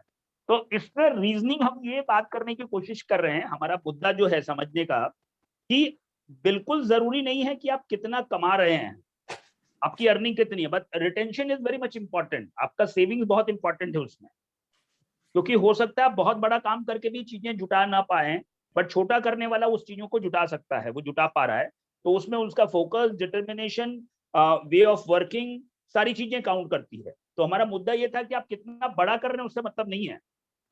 कई सारी कंपनीज हैं, बहुत मल्टीनेशनल कंपनीज हैं वो, लेकिन वो कोलैप्स कर गई क्योंकि वो स्ट्रेटेजी नहीं होने की वजह से रिटेंशन नहीं हो पाता। छोटे एंटरप्रेन्योर्स जो है वो अपनी चीजों को सरवाइव भी करते हैं, एज वेल एज दूसरों को आप रोजगार भी दे रहे हैं और वो चीजों को ग्रो कर रहे हैं बेसिकली। तो इसमें एक बहुत मूलभूत ये चीजें हैं कि वो दिखावे की जो प्रवृत्ति जो आपने बोला कि उसमें वो चीजों को समझ पाना, कैलकुलेशन, उनका इंटरनल जो इंटीग्रिटी है उसको मेंटेन करना, तो ये सब चीजें काउंट होती है। तो मुद्दा ये था कि हम क्या कर रहे हैं वो जरूरी नहीं है, हम कैसे कर रहे हैं वो बहुत इंपॉर्टेंट है, कि वे ऑफ वर्किंग हमारा कैसा है। हमारा वॉल्यूम बहुत बड़ा जरूरी नहीं हो सकता है कि हमारा बहुत बड़ा वॉल्यूम हो, बट हम किस तरीके से कर रहे हैं, हमारा एंड रिजल्ट क्या है, that is very much important. ठीक है। सो हम दूसरे टॉपिक पे हम थे, जब ध्यान की हम बात कर रहे थे, जब हम मदर इन्फ्लुएंस की बात कर रहे थे। तीसरी जो टॉपिक है, हम धन्य को बात कर रहे हैं। इसमें धन्य का मतलब है किसी इंसान को धन्य हो जाना या धन्यवाद की बात हम कर रहे हैं, दूसरों को अप्रिशिएट करना, कंसर्न फॉर अदर्स, कि हम दूसरों के लिए कितना कंसर्न है। तो अगर कंसर्न की अगर हम बात करें, राइटिंग में अगर हम समझने की कोशिश करें, तो केयरिंग फॉर अदर्स अगर हम बात करेंगे तो आपको वर्ड स्पेसिंग मालूम पड़ेगा, दो शब्दों के बीच की जो दूरी है उससे आपको मालूम पड़ेगा कि आप दूसरों से कितना कनेक्ट कर पाते हैं। ओके, सो आपकी कनेक्टिविटी जो है, इसमें ग्राफोलॉजिस्ट समझ पाएंगे। अदर देन ग्राफोलॉजिस्ट को हम बताने की कोशिश करें कि दो शब्दों के बीच की जो दूरी है, आई एम अ बॉय, ठीक है, इसमें दो शब्दों के बीच की जो दूरी है, ये आपके इंटरपर्सनल अप्रोच को दिखाता है, आप एक दूसरे को कितना केयर करते हैं। ये जो दो शब्दों के बीच की दूरी है, ये अगर बहुत ज्यादा होता है तो आप आइसोलेटेड होते हैं, आप दूसरों के साथ में कनेक्ट नहीं कर पाते जल्दी, और ये बहुत ज्यादा कम होता है, if it is too close it shows dependency. तो आपकी अगर नॉर्मल वर्ड स्पेसिंग है, दैट मीन्स वो आप दूसरों की कंसर्न कैसे करते हैं, आप दूसरों की कितनी परवाह रखते हैं, दूसरों को कितना ख्याल रखते हैं। तो ये आपका वर्ड स्पेसिंग एक पैरामीटर है, उससे आपको मालूम पड़ेगा। धन्य का मतलब है कंसर्न फॉर अदर्स, दूसरों से आप कितना कंसर्न रखते हैं। और दूसरी चीज है कि आपके लेटर फॉर्मेशन में आपका एंडिंग स्ट्रोक कैसा होता है, how you conclude your letters, मतलब आप उसको एंड कैसे करते हो। जैसे अगर हम बात करें व्हाइल लूप की बात करें या किसी भी लेटर की बात करें, अगर प्रॉपर एंडिंग अगर होती है, स्मूथ एंडिंग होती है, तो वो आपका कंसर्न होता है। कभी अगर क्लब स्ट्रोक्स है, अगर नुकीले स्ट्रोक्स इसमें आते हैं, नुकीले स्ट्रोक्स हैं, मतलब आप केयरिंग नहीं करते हैं, किसी भी काम को आप जल्दी में खत्म करना चाहते हैं, इट शोज इम्पेशेंट टेंडेंसी। तो आपका राइटिंग का फॉर्मेशन का एंडिंग स्ट्रोक जो है, हाउ यू कंक्लूजन जो है, वो जितना अच्छे से होगा, वो भी आपका केयरिंग एंड कंसर्न दिखाता है, एनवायरमेंट के लिए आप कितना कंसर्न है। तो इसमें एंडिंग स्ट्रोक जो आपका एंड होता है, जहां पे आप अक्षर को एंड करते हैं, वो आपका, ये बड़ा हो छोटा उससे कोई मतलब नहीं, ये अगर नुकीला है तो अच्छा नहीं है, और अगर ये सॉफ्ट होता है तो दिस इज, ये सॉफ्ट स्ट्रोक है, कंसर्न फॉर अदर्स। दूसरों को आप धन्यवाद देने की प्रवृत्ति है, या दूसरों को आप दूसरों को भी धन्य करते हैं, खुद को भी धन्य करते हैं। धन्य का मतलब आप अपने आप को सेटिस्फाइड फील करते हैं। ओके, जैसे आप कुछ दिखा रहे हैं क्या? ग्रेटिट्यूड, यस, क्या बता रहे हैं जी? किसी का क्वेश्चन था, बताएं। मैंने कहा कि आप कुछ दिखा रहे हैं क्या? नहीं, सिखा नहीं, ये कुछ हम ट्रेड्स बता रहे हैं राइटिंग में, वो क्या चीज हम देख पाएंगे। जैसे ग्रेटिट्यूड की अगर बात, मेरा प्रश्न था कि आप कुछ डिस्प्ले कर रहे हैं क्या, वो मैं पूछता हूं। जी जी डिस्प्ले कर रहे हैं, यहाँ पे है डिस्प्ले, आपको स्क्रीन पे दिख रहा है, ये आपको मेरे वाले स्क्रीन पे दिखेगा, आप देख पा रहे हैं? नहीं, मैं तो नहीं देख पा रहा हूँ। अच्छा नहीं, मैं इसकी फोटो आपको भेज दूंगा, इसकी शीट भी आ जाएगी, आपको भेज दूंगा। मैं लिखने की पद्धति दिखा रहा हूँ। आपको मेरा चेहरा दिख रहा है? अच्छा, मेरा चेहरा दिख रहा है? नहीं दिख रहा है, नहीं अच्छा दिख रहा तो फिर आपको स्क्रॉल करना पड़ेगा। ये आप अगर लैपटॉप पे हैं या फोन पे हैं? फोन पे है। आप फोन पे तो उसको स्क्रॉल करें, साइड में करें तो आपको मेरा चेहरा दिख पाएगा। आप अगर जसपाल, अगर आप हेल्प कर सकते हो, सिन्हा जी की हेल्प कर पाए। सर फोन पे तो आप एक बार स्क्रीन को राइट से लेफ्ट स्क्रॉल करिए, ऐसे हाथ से टच करके थोड़ा सा, राइट से लेफ्ट, राइट लेफ्ट या फ्रॉम लेफ्ट टू, ये नीचे नहीं तो आपको डॉट्स नजर आएंगे। अगर आप नीचे एक फिंगर प्लेस करते हैं स्क्रीन के ऊपर तो आपको नीचे छोटे छोटे डॉट्स दिखेंगे। आप किसी डॉट पे भी एक बार क्लिक करें, सेकंड डॉट पे या थर्ड डॉट पे। हाँ क्लिक कर दिया। हाँ जी, आपको स्क्रीन दिख रही है बाकी लोगों की? तो बाकी लोगों का फोटो दिख रहा है, चेहरा दिख रहा है। अच्छा मेरा चेहरा दिख रहा है आपको? मेरा चेहरा दिख रहा है? आप उसको लेफ्ट आपका राइट, नहीं दिख रहा है। नहीं लेफ्ट राइट करें। Sir Left, lower right. Zone में आ गया। नहीं नहीं नहीं नहीं, लोअर जोन में क्यों आ गया? इनविजिबल जोन में। सर आप नहीं, उसको स्क्रॉल करके देखें राइट लेफ्ट, नहीं सिन्हा जी को बिल्कुल बिल्कुल आप हेल्प करें। अब आपका चेहरा दिखने लगा, अभी दिखा है। मेरा आ गया अभी चेहरा? दिखा है। मेरा चेहरा दिख गया? हाँ अभी आ गया जी, अभी आ गया, अभी दिखा। बस यहीं उस पे पे मैं शेयर डबल कर रहा हूँ। क्लिक, उस पे 2 बार प्रेस करोगे तो सिर्फ सर का ही चेहरा दिखेगा फिर आपको। नहीं नहीं बिल्कुल बिल्कुल नहीं, मेरा खाली मेरा चेहरा मत दिखाइए। बाकी लोगों के भी चेहरे। हाँ ये अब बोर्ड देख पा रहे हैं आप? ये अब देख पा रहे हैं। हाँ तो ये जो है, हाँ, ये जो देख पा नीचे जो भी अक्षर जहां आप खत्म करते हैं, कई बार ये अक्षर जो होते हैं वो वहां पे नुकीले हो जाते हैं, है ना? ये अक्षर नुकीले होना, नुकीला जो भी अक्षर होता है इसका मतलब है कि वो इंसान किसी चीज से संतुष्ट नहीं है, लैक ऑफ सेटिस्फैक्शन दिखाता है, ये आपका एंगर दिखाता है, ये आपका एंगर, डिससेटिस्फैक्शन, इम्पेशेंट की टेंडेंसी दिखाता है। तो जो भी लेटर खत्म होना चाहिए वो बहुत स्मूथ एंडिंग होनी चाहिए, ठीक है? तो ये स्मूथ एंडिंग है, ये टेक्निकल वर्ड है, बेसिकली ग्राफोलॉजिस्ट समझ पाते हैं, बट किसी भी अक्षर में नीचे की तरफ या कोई भी अक्षर जहां एंड हो रहा है वहां नुकीला नहीं होना चाहिए, क्योंकि नुकीला होने से वो गुस्से की परिभाषा होती है, वो कहीं ना कहीं से आपका एंगर, फ्रस्ट्रेशन दिखता है, ठीक है? तो it has to be smooth ending, जो भी एंडिंग है वो स्मूथ एंडिंग हो। एक क्वेश्चन है सर, अगर मेरा नुकीला नहीं है पर बहुत अब्रप्ट एंडिंग है, वो भी इनग्रैटिट्यूड है ना? अब्रप्ट अगर ब्लंट होगा, हाँ एकदम अब्रप्ट है, वो भी प्रॉब्लमेटिक है। ई लिखते लिखते मैंने अब्रप्ट, उसका कर्व को पूरा नहीं किया, मैंने अब्रप्टली छोड़ दिया। हाँ वो अगर अब्रप्ट में, अगर वहां पे अगर आपको बहुत ज्यादा इमीडिएट स्टॉप हो रहा है, ये अगर वहां पे प्रेशर हैवी हो जाता है तो ये भी आपका सेम मीनिंग होता है इसका। नहीं ये नहीं सर, मैं जो पूछ रही हूँ, जैसे ई लिखते हो आप, कर्व को पूरा नहीं करते हो, अब्रप्टली छोड़ देते हो। ई को आप पूरा नहीं कर रहे हैं, एंड में अब्रप्टली मैंने उस कर्व को पूरा नहीं किया, उससे कम में छोड़ दिया। आप इस तरह की बात करें, बट इसमें देखना पड़ेगा वो आपने एंड कैसे किया है। फॉर्मेशन एंडिंग है, हम इसमें लेटर एंडिंग की बात नहीं कर रहे हैं, द फॉर्मेशन कैसा हो रहा है। हाँ वही मैं कह रही हूँ, हमने अब्रप्टली एंड कर दिया, पूरा फॉर्म को कंप्लीट नहीं होने दिया मैंने। बेसिकली इसको अगर हम प्लान करेंगे ना, 2 चीजें आती हैं इसमें, कि आपने उसको फुली एग्जीक्यूट नहीं किया। सपोज अगर आपने ई ऐसा भी लिखा तो ये प्रॉब्लम यहाँ इस पे तरह से लिख दिया मैंने। ये ई है ना? इसको इसमें जरूरी नहीं है वो वाला जो हम अगर क्लब स्ट्रोक की बात करें तो ये एंड कैसा किया है वो इम्पोर्टेंट है।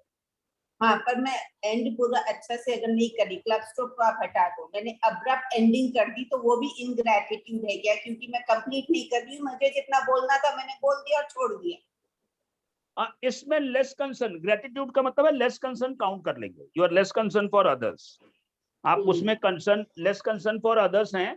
बट इसमें क्या होगा, अगर इस तरह की कोई चीजें होती हैं कि फुली फॉर्म नहीं है, तो उसमें कहीं ना कहीं से इनसिक्योरिटी वाली चीजें होंगी, डिप्राइव टेंडेंसी आ जाएगी उसमें। वो इंसान के अंदर डिप्राइव्ड है, डिप्राइव्ड की वजह से वो चीजें नहीं कर पा रहा है। फिर उसमें बहुत सारे साइकोलॉजिकल एस्पेक्ट आएंगे। पर वो लिख लीजिए कि वो अगर कोई भी फॉर्मेशन पूरा नहीं लिखता है तो कहीं ना कहीं से डिप्राइव्ड, उसका बचपन जो है डिप्राइव्ड होगा, कहीं ना कहीं से उनको बहुत सारी चीजों में चुनौतियां सामना करनी पड़ी होंगी। तो उसमें उसके न्यूरोलॉजिकल एस्पेक्ट्स आ जाएंगे। वो बच्चा जो है या जो इंसान है, उनको कुछ चीजें करने नहीं दी गई हैं लाइफ में, तो So उनको सब sir, is it only for letter E or any other? any of the letter which is not fully formed नहीं है, fully Okay. formed नहीं है, तो उसमें कहीं ना कहीं से डिप्राइव्ड हुआ होगा। इसमें एक चांसेस है प्रीमेच्योर डिलीवरी भी हो सकती है उस केस में, फिर न्यूरोलॉजिकल प्रॉब्लम्स आ सकती है, उसमें कई सारी न्यूरोलॉजिकल प्रॉब्लम्स हो सकती है। दैट इज लेटर भी है प्रीमेच्योर है, बेसिकली पूरे फॉर्म नहीं हुए हैं और उसने लिख दिया। तो कोई भी लेटर अगर फुली फॉर्म नहीं है तो बेसिकली सिन्हा जी इसमें समझिए कि कोई फल पूरी तरीके से पका नहीं होना, पेड़ का पका नहीं होना, आर्टिफिशियल पका होना, उसमें ही फर्क है कि लेटर पूरी तरीके से लेटर नहीं लिखा उसने, आधे तरीके से लिखा और एक्सप्रेस करने की कोशिश कर रहा है। सर इसमें न्यूरोलॉजिकल क्या हुआ? न्यूरोलॉजिकल, हाँ, न्यूरोलॉजिकल क्या होता है ना कि उनके चीजें कंप्लीट नहीं होती हैं, सेटिस्फेक्शन नहीं होता है। तो न्यूरोलॉजिकल वो जेनेटिकली वहां पे कहीं ना कहीं से डेफिशिएंसी हो जाती है, अर्ली चाइल्डहुड या प्रीनेटल डेफिशिएंसी हो जाती है, उसकी वजह से बच्चा पूरा लिख नहीं पाता है या वो इंसान पूरा लिख नहीं पाता है, मतलब वो ऑब्जेक्ट पूरी तरीके से एक्सप्लेन नहीं कर पा रहा है।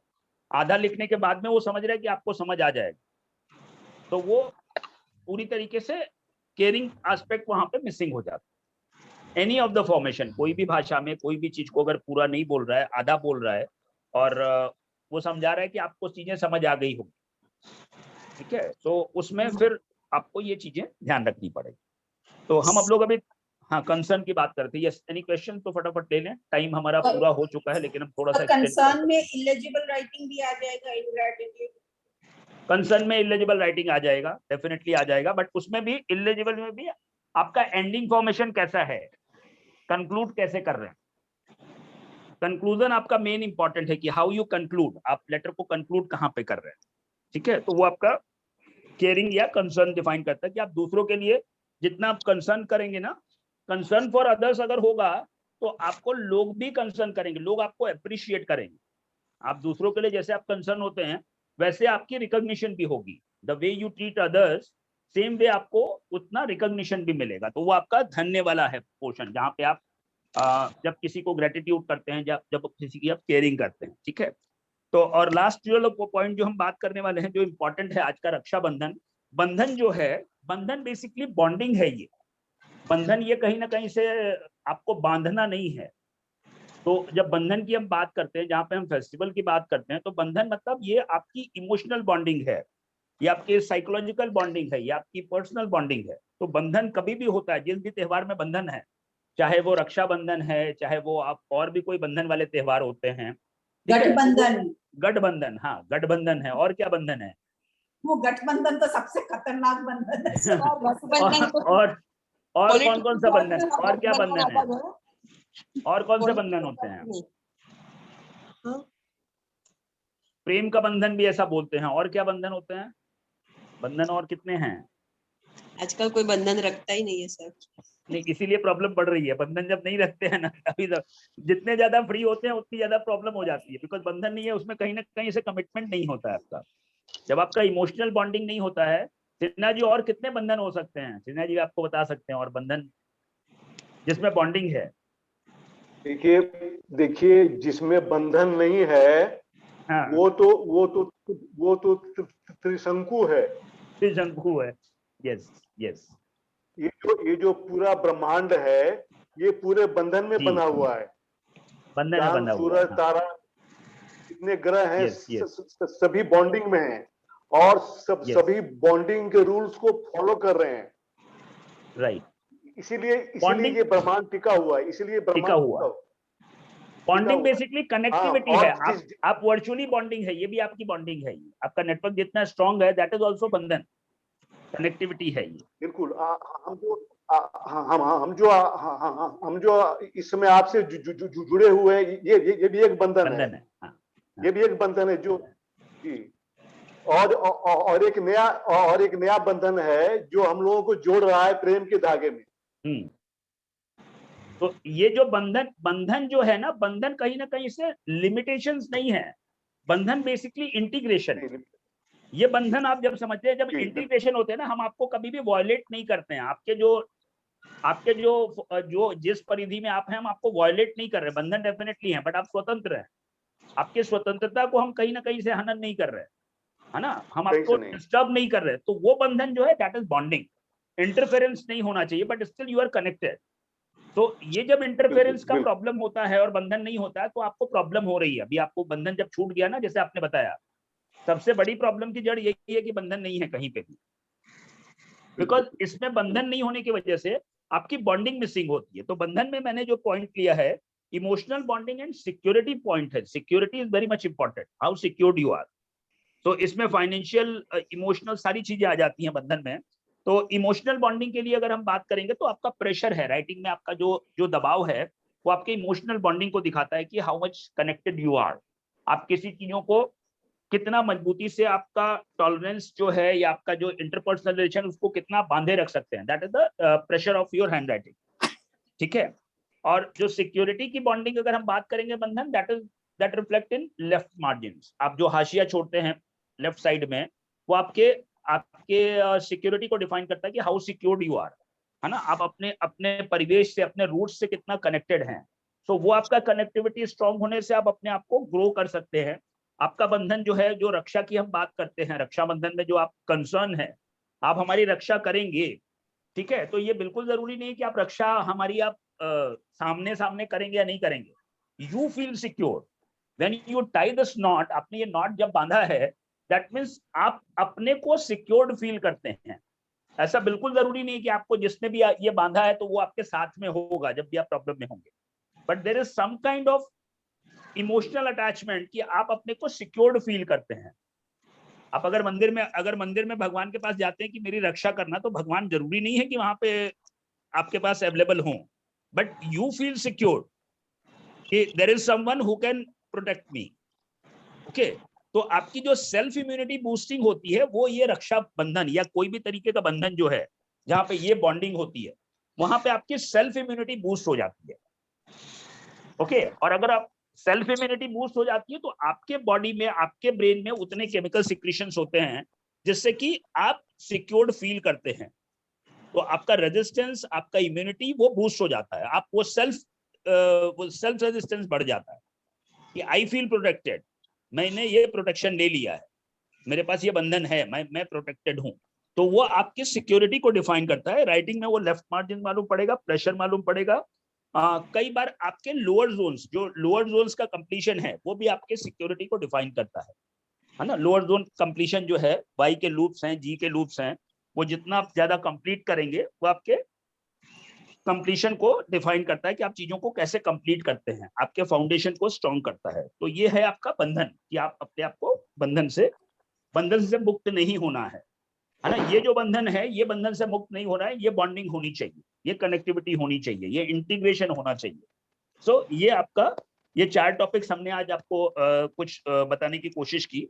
और एक छोटा सा पॉइंट ये कि फेस्टिवल और सेलिब्रेशंस में हम अपने आप को कैसे रिचार्ज फील करते हैं, तो उसके पीछे का क्या कॉन्सेप्ट है। तो पहले आपके कुछ क्वेश्चंस होंगे, तो क्वेश्चंस हम ले लेंगे, फिर हम कंक्लूड करेंगे कि how celebration and festivals enrich our mental wellness. कि हम अगर फेस्टिवल्स में ये सेलिब्रेशंस करते हैं, हम एक दूसरे को रिगार्ड देते हैं, फेस्टिवल बनाते हैं, तो हमारे मेंटल हेल्थ को वो कैसे एनरिच करते हैं। हम अगर जो फेस्टिवल्स करने का जो उद्देश्य रहा है, हम अलग अलग बंधन के त्यौहार मनाते हैं, हम रिचुअल्स मनाते हैं, तो उसमें हम मेंटली अपने आप को कैसे प्रोटेक्टेड फील करते हैं, मेंटली इनरिच कैसे फील करते हैं, है ना। हम लोगों से मिलते हैं, फैमिली से मिलते हैं, फैमिली को कनेक्ट करते हैं, तो कहीं ना कहीं से वो अपनी मेंटल इम्यूनिटी को आप बूस्ट करते हैं, आप अपने आप को रिचार्ज करते हैं।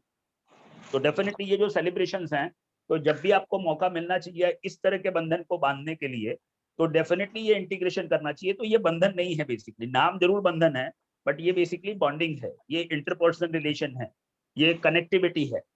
तो ये बंधन में जकड़न नहीं है, इसमें कहीं ना कहीं से आपको सफोकेशन नहीं है। ये जो आप बंधन करते हैं, इसमें आपको हैप्पीनेस है, इसमें आपको ग्रोथ होती है, इसमें आप अपने आप को रिचार्ज फील करते हैं। तो ये बंधन जो है, जैसे वो दाग अच्छे हैं जिससे कि आप एक दूसरे को पास में आते हैं ना, बोलते हैं दाग अच्छे हैं, तो ये बंधन जो है डेफिनेटली अच्छा है। और ये बंधन हमेशा हमको बांधे रखता है, हमको चाहे वो नेशनल इंटीग्रेशन में बांधे रखता है, चाहे हमको पारिवारिक समाज में बांधे रखता है। तो वो बंधन जो है अपने आप को कहीं ना कहीं से ग्रो करने को सिखाता है, सेल्फ ग्रोथ को भी सिखाता है, और एक दूसरे को कनेक्टिविटी भी सिखाता है, एक भाईचारे का संदेश होता है। तो ये बंधन हमेशा रक्षा बंधन या रक्षा की हम बात करते हैं तो हम इसमें बात करते हैं। तो हमारे साथ कुछ लोग नए भी आ गए हैं। हेलो मोनिका, काफी टाइम के बाद में मोनिका भी हमारे साथ में है। और आप लोगों अपने सजेशन बिल्कुल बताएं, यहीं पे बताएं, बाद में लिख के बताएं कि आपको कैसा लगा सेशन। और आप सबका बिल्कुल मैं धन्यवाद जरूर करूंगा कि आज का जो सेशन था ये एक सवाल जी बताइए।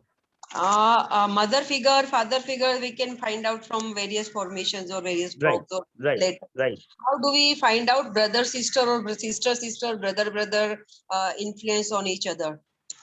मदर फादर जो है ये आपका मेल फीमेल की हम बात करते हैं, इसमें मदर फादर का एग्जैक्ट मीनिंग नहीं कि मदर फादर है।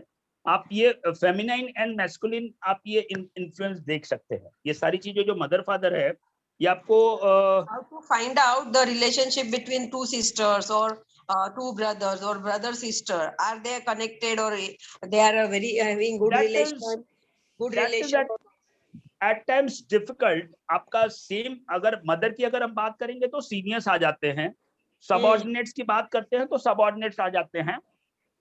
हम अगर सिबलिंग्स की अगर बात करेंगे तो डेफिनेटली ग्राफोलॉजिकली ये डिफिकल्ट होगा कि सिस्टर्स के साथ में कैसा रिलेशन है इमीडिएट अगर हम बात करेंगे सिबलिंग्स के साथ में। बट अपलाइंस और डाउनलाइंस को आप डेफिनेटली समझ पाएंगे, इंटरपर्सनल रिलेशंस में सारी चीजें आ जाएंगी।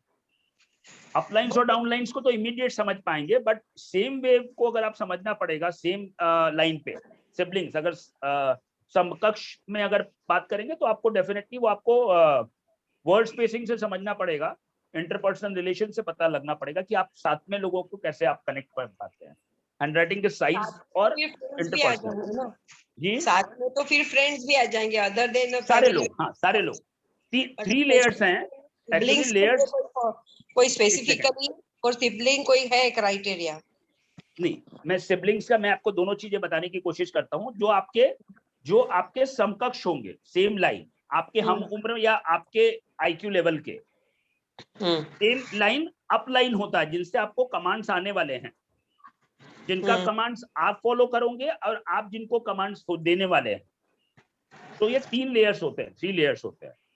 आपका बॉस जो होगा ये आप जिसको रिपोर्ट करेंगे और आपको जो रिपोर्ट करेंगे, आपके डाउनलाइंस एंड आपके अपलाइंस। तो वहां आपका थॉट प्रोसेस 3 तरीके से डिफाइन करता है। मुझे अगर गाली देना है, यहाँ पे जितने भी लोग हैं, मैं गाली किसको दे सकता हूँ या जोर से किसको चिल्ला सकता हूँ, तो इमीडिएट अगर होता है तो वहां पे मेरा ब्रेन 3 तरीके से प्रोसेस करता है। क्या यहाँ पे कुछ सीनियर्स भी हैं, मैं अपने आप को कितना मर्यादित रखूं, है ना, हम अपने आप को कितना कंट्रोल रखें। तो इमीडिएट हमको ब्रेन प्रोसेस करेगा कि यहाँ पे क्या हमारे सब साथ वाले लोग हैं। हम अगर कुछ भी रिएक्शंस अगर देंगे तो कुछ उसका इन्फ्लुएंस मुझे नहीं पड़ेगा।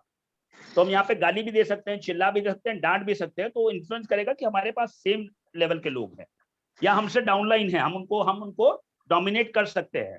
बट यहाँ पे अगर कोई अपलाइन होंगे तो हमारा प्रोसेसर जो होगा, हमारे ब्रेन के न्यूरो करंट्स होते हैं, हम कहीं ना कहीं से अपने आप को रिस्ट्रिक्ट करेंगे कि हमको बहुत शालीनता से बात करनी चाहिए, हमारे पास में यहाँ बुजुर्ग भी हैं, हम बहुत ज्यादा अपने आप को थोड़ा सा रिस्पेक्ट वाली चीजें आ जाती है। तो इसीलिए वो अपलाइन और डाउनलाइन डेफिनेटली हम राइटिंग के पैरामीटर्स में डिफाइन कर सकते हैं, जैसे कि हम क्लास में भी डिफाइन करते हैं कि आप सबऑर्डिनेट से कैसे बात करते हो और अपलाइन से कैसे बात करते हो।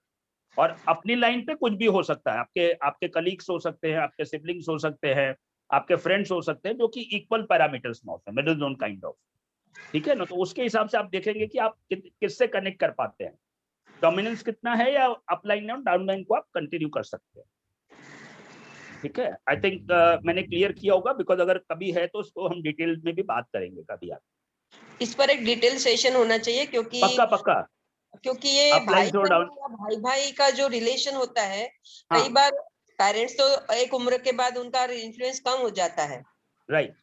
Right, when right.